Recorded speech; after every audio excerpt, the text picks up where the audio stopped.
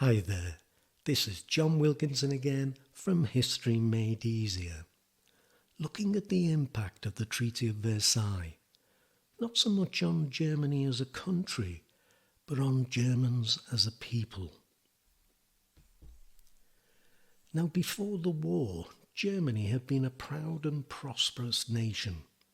It was proud that in unifying itself in 1871, it had shown itself to be a power to be reckoned with. Germans were proud of their military and of their new and rapidly expanding navy. They were proud of being a colonial power too. And at home, industry was expanding, and Germany was an economic power already rivaling Britain and even America. So Germans did have much to be proud of. As for the war, yes, there had been severe hardship at home and a dreadful loss of life on the fronts. But Germany had fought the war almost entirely on foreign soil, and following the armistice, its armies, at least in some towns, had returned home seemingly triumphant, sometimes even marching through the streets behind military bands. And what is more, Germany fought in defence of an ally who had asked for its help. So the harsh terms of the armistice came as a shock, and Germans felt humiliated when those terms were met. And still there's more.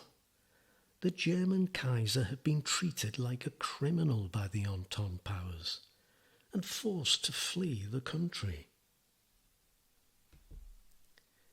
And if the terms of the armistice had come as a shock for Germans, the terms of the treaty, well, they came as an almighty shock.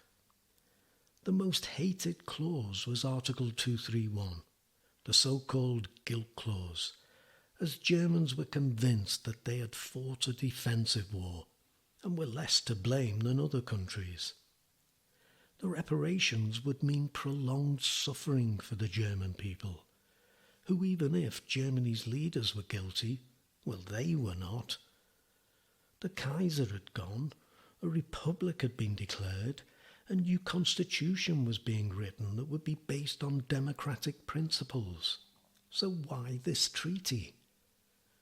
Whilst the territorial losses meant Germany's recovery would be even harder. And what of self-determination?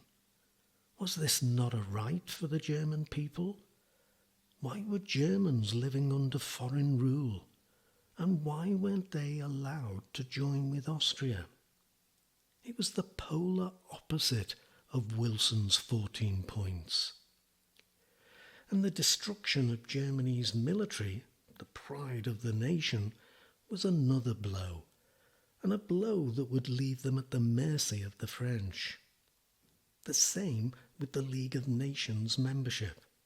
Another humiliation and another way of ensuring Germany was weakened.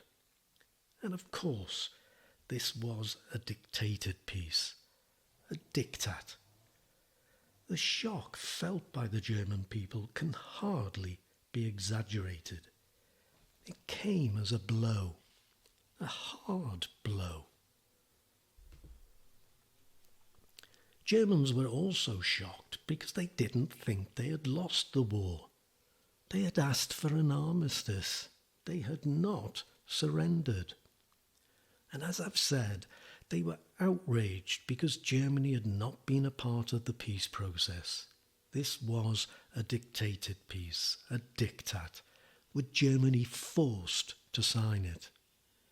And again, as I've said, most of all, they were outraged because Germany had been found guilty of something they could not agree with. And yet Germany was being punished for it. Now on this slide I show a New York newspaper and note the subheading that says President Wilson described the terms as severe.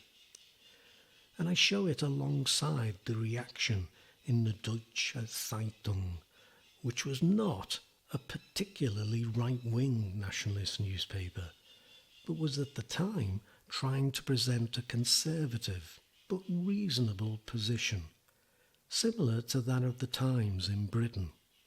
But look at what it had to say. Feel the anger in its words.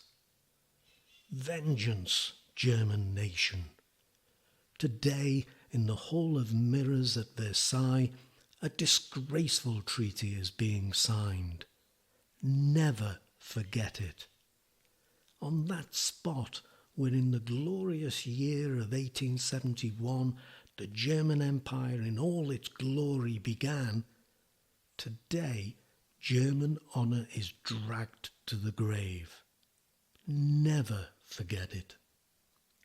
The German people, with unceasing labour, will push forward to reconquer that place among nations of the world to which they are entitled. There will be vengeance for the shame of 1919. And the front page of the paper was edged with a black mourning band. So, from being proud of their nation, Germans were now feeling humiliated. This was the Treaty of Shame. And they were not just shocked, they were very, very angry. And that anger needed people to blame. The enemy abroad, but also enemies at home. Different people chose different targets. The French, the British, the Americans, or communists, socialists, Jews, the November criminals, and the birth of the stab-in-the-back myth. This was a nation in trauma, not a good time for cool-headed rational thinking.